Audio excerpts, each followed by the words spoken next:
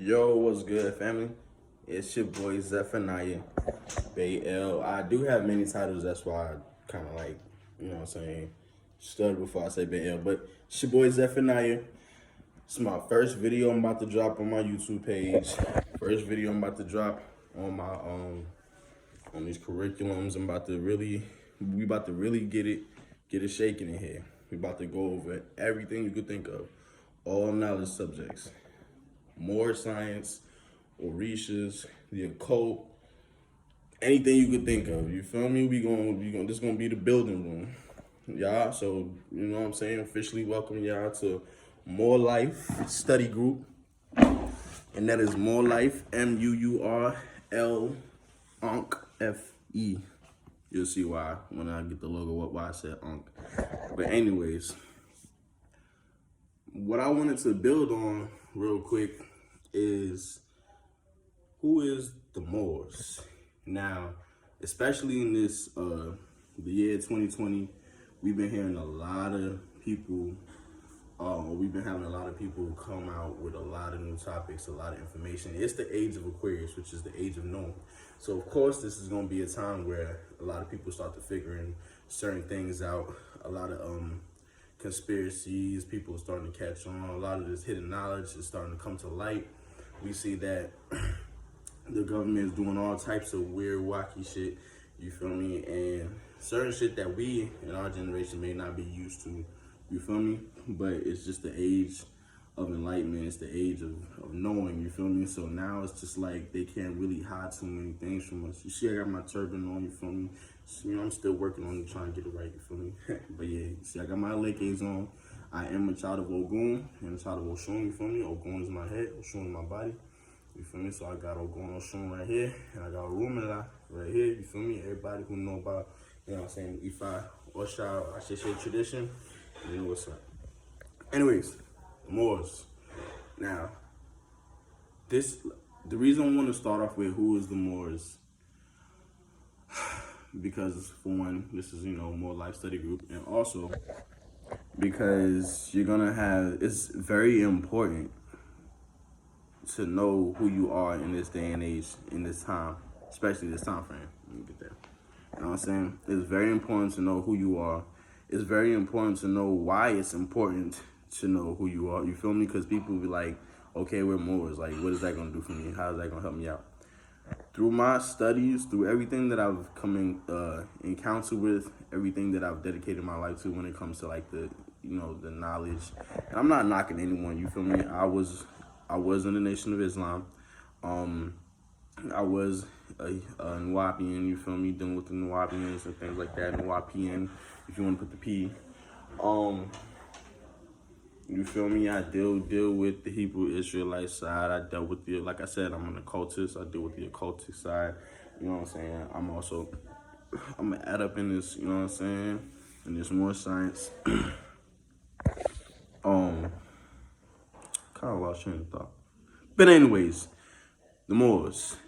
The Moors, or the term Moor, was the last legal and noble title that we as Black, Latino, Caribbean, melanated people in general. If you're a melanated person, or if you're from, you know what I'm saying, you're indigenous to the Americas, to the Caribbeans, we were all known as Moors at one point in time. We called ourselves Moors. Now, the term Moor has many, many different meanings to it. You can go to Moor meaning or dealing with the waters. When you're anchoring a ship or when you drop anchor, you're mooring on the waters. You feel me? We were navigators, you feel me? So we do have a lot of history and a lot of things dealing with the water, you feel me? We did travel around the world a lot dealing with the water, you feel me? So the compass, all these types of things, you feel me? That's more science, you feel me? I'm pretty sure a lot of you heard, or maybe you haven't, but the one who actually helped Christopher Columbus to get to the Americas, not America, the mainland, but the Americas, the Caribbeans, Haiti, Cuba, Jamaica, all those places. You feel me? He was a Moor. And the reason why they needed Moors to navigate is because you got to remember the Dark Ages, Europeans weren't allowed to travel across the waters like that. They were closed up into in Europe. You feel me? That's where you had like, that's where certain things was going on, like plagues and stuff like that. That's why Moors had to come in and out to, you know, save them from these certain plagues and things like that. But again, now you can find the definition of Moors. You can just look it up. You know what I'm saying? Just look up what a Moor, Moor, is probably the most common definition that you'll find. I'm a Washita Moor or Washita Moor. You feel me? We spell it Muur. You know what I'm saying? So we can get into the differences between the Washita Moors and the Moors who came from Africa. You feel me? We'll get into that in a whole nother video. But yeah, you can find, just look up the definition of Moor, look up etymology, the etymology online dictionary. For those who don't know what etymology is basically like etymon to words is like how atoms are to creation, to physical things. It's one of the smaller, well, some of us know that it's actually a smaller unit measured than an atom, but I'm not gonna get into that either.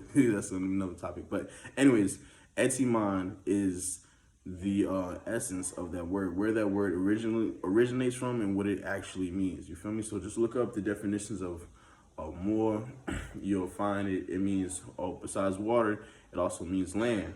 You feel me? Black's Law Dictionary, other dictionaries, plenty of dictionaries, you'll find that when they're talking about the word Moors, like I don't know if many of you seen Maleficent, and in the beginning of the movie Maleficent 1 and 2, they keep talking about when the king came to fight Maleficent and the magical creatures. What did he say in the beginning of the movie? He said, "There goes those mysterious Moors and the creatures they hide with them," or something like that. Anyways, yeah, Moors deals with land. So why it's important to call yourself or to recognize yourself as a Moor, classify yourself as a Moor, because it's not nothing new. This is something that our ancestors called ourselves. This is something our great-great-grandparents called out. We called ourselves Moors. That history was just taken from us. Now, when you tie yourself back to the term Moor, you're tying yourself back to the land, to the water. You're tying yourself back to your rights. You're tying yourself back to nature. You feel me? Because as a black person, as an African American, as a Latino, as a Hispanic, these aren't, as a Haitian, as a Jamaican, these aren't actual terms that denote status, that denote nationality, that denote bloodline. These terms are commercial terms. These terms are terms to put you outside of your proper self. And those who know law, you know what a proper person is. You feel me? Because a person by itself, what they don't teach you, can be an entity, can be a corporation, can be anything. You feel me? But a natural person is a human being, a living human being. When you classify yourself as anything other than a Moor, you're putting yourself outside of your natural characteristics. You're putting yourself outside of what you naturally are. You feel me? Which is a Moor, which is a Moor. You feel me? Moor means I am that I am. Now, you can also find the recognition or the term Moor found in many government documents. That's one thing that a lot of people are not touching on, or a lot of saying, that you have the term Moor in many government documents. People keep asking, well, where did they find this? Where did they find that? Or you also have people who are scared to identify with the Moors because they think it's going against the United States or going against the government. That's completely false. No, we're not going against anything. We're just enforcing. Nobody told us to enforce the Constitution. You feel me? That's all that we doing. We just putting ourselves back into the constitutional for the government, so that way we can get ours as Moors, as the indigenous people of the land, as the autochthonous people of the land. So, what were we getting at? Yeah, the definition of Moor. I'm sorry, huge rant. But basically, what's another thing that we can get into with the Moors? Oh, government documents. Sorry about that. So, government documents. House Joint Resolution 75, HJR 75. Read HJR 75. Once you read HJR 75, you'll see that they actually recognize, or they actually, I won't say loud, but they actually know and accept us using our titles as El, Bey, Day, Al, and Ali. And they said that we're a handsome race, the Moorish race. Read also Rahm Emanuel's proclamation, or Moorish American Proclamation. Rahm Emanuel, mayor of Chicago, First thing he put out from his office after leaving the Obama administration was a Moorish American Proclamation. You got to understand the times that we in. The Moors are so important to history and so important to life in itself. We are the ones who created this government. The Moors created this government. The Moors are the ones who went through and civilized the planet. You feel me? So when everything is turning back to when they say everything is going in cycles and it's going back to the beginning of what it was, we weren't called black. We weren't the ancient black gods of nothing. We weren't the ancient black goddesses of nothing. That is a completely made up false reality, a false term. We never used the word black. You got a lot of people that want to use the argument, oh, chem means black. This means black. That means black. No, it doesn't. You know why? Because the word B-L-A-C-K, black, didn't exist in those ancient times. I get what you're trying to say. You're trying to say that these terms meant people who look like us, or they meant to describe people who look like us, but we were never called black.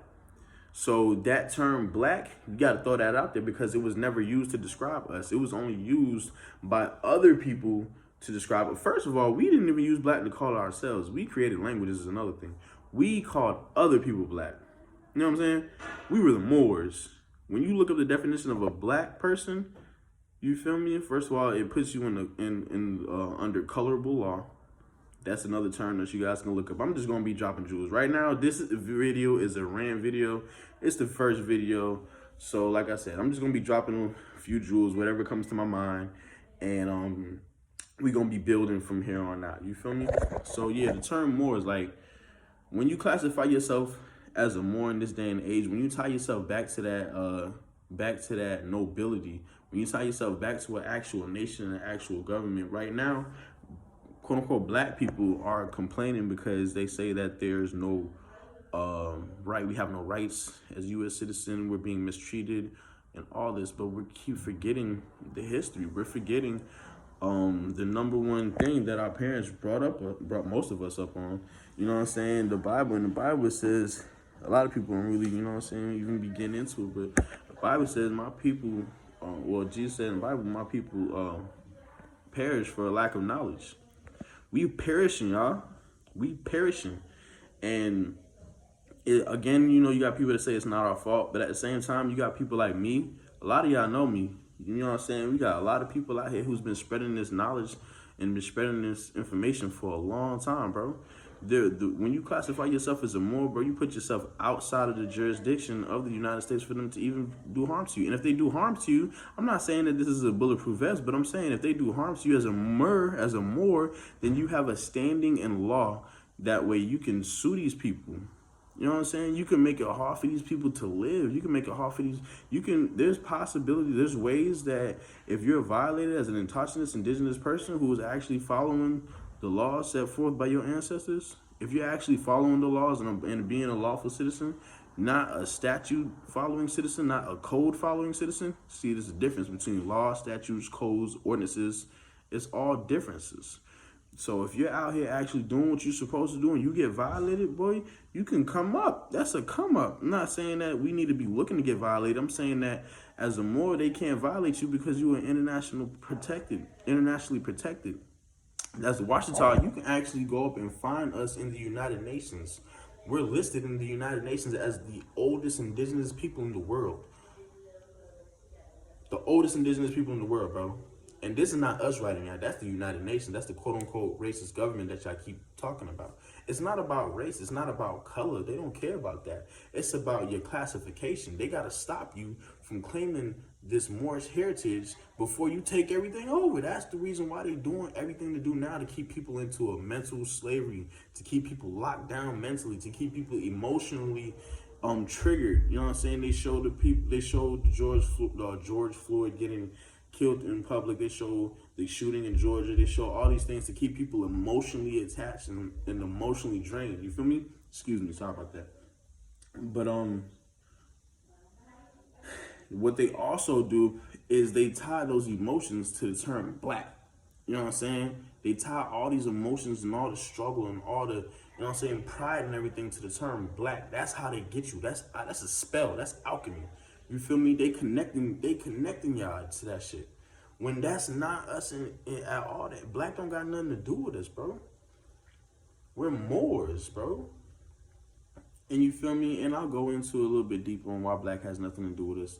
Again, I can keep going, but I'm gonna drop another video in a second, going in on a few other different topics. Like I said, we're gonna be going in. You feel me? This is Muur Lyfe Study Group. We're gonna be going in. We're gonna go about the Orishas. We're gonna deal with traditional. You know what I'm saying? Orishas dealing with them traditionally, and then we're gonna deal with the Orishas dealing with them with the new age. How you know what I'm saying? We're gonna be dealing with the occult. We're gonna be show y'all what a code is. We're gonna talk about all that. You know what I'm saying? So if y'all have any questions, anything, make sure y'all write me, hit me up. We're gonna be going in. You know what I'm saying? Let me just list some of the benefits, also more benefits of being a Moor. When I go get my property, I won't be paying property taxes. When I go to Walmart, I don't pay taxes. When I go to Target, I don't pay taxes. When I go to Chinese shop, I'm not paying no taxes, bro. First of all, you Chinese, bro. I'm an American. This is only business to the land. How I'm paying you taxes? First of all, what they say, no taxation without representation. Why is the Moors not represented in the government? You know what I'm saying? You know what I'm saying? You can look up court cases and you will see where our Empress Verdiasi owns the land. You can see where the United States government rewarded her and gave her, quote unquote, gave her back 68,883 acres of land in Louisiana. Now, if they're so racist, why are they giving black people all this land? Quote unquote black people. Why they just gave her 68,000 acres of land? And then the United States going to admit that she owns 3 million acres, the whole United States, quote unquote United States? Because the United States is actually a government. It's not a government. It's actually a federal corporation. I think it's USC 15 3002, if I'm not mistaken. You know what I'm saying? That might not be it, but I believe it's so. But it's a corporation, it's a company. You feel me? And the United States was never created for us in the first place. The United States was created, all of that shit came from us. You know what I'm saying? The Constitution, the Declaration of Independence, all of these documents came from Islamic documents, bro. They came from the Moors, the Moroccan Empire. Look up the Treaty of Peace and Friendship, 1786. Look up the letter George Washington wrote the Sultan of Morocco. Look up that letter, and he says in the letter, by the late Congress, by their president. If George Washington was the first president, who was he talking about? Why was there a late Congress? Late means it was already there. If he's the first president of the United States, then how come there's a late Congress? How come there's a their president? Who was the president before George Washington? Who was the presidents before George Washington? See, I don't even know. You know what I'm saying? This history goes deep, and they were all Moors. Moors created this country. Moors created the government. Benjamin Banneker. He surveyed and outlined Washington, D.C. Now, I don't know about George Washington, huh? Benjamin Banneker. Look up Benjamin Banneker. Ben Bay. You know what I'm saying? My bad, y'all. I went a little bit more than what I was supposed to do, but hey, I was just feeling it. I just dropped whatever. If you can take whatever kind of jewels you can take from this, you know what I'm saying? Hopefully you can. We gonna continue to go. We gonna continue to build. You know what I'm saying? It's Muur Lyfe Study Group. Peace, family. It's Zephaniah Bay L, and we out here.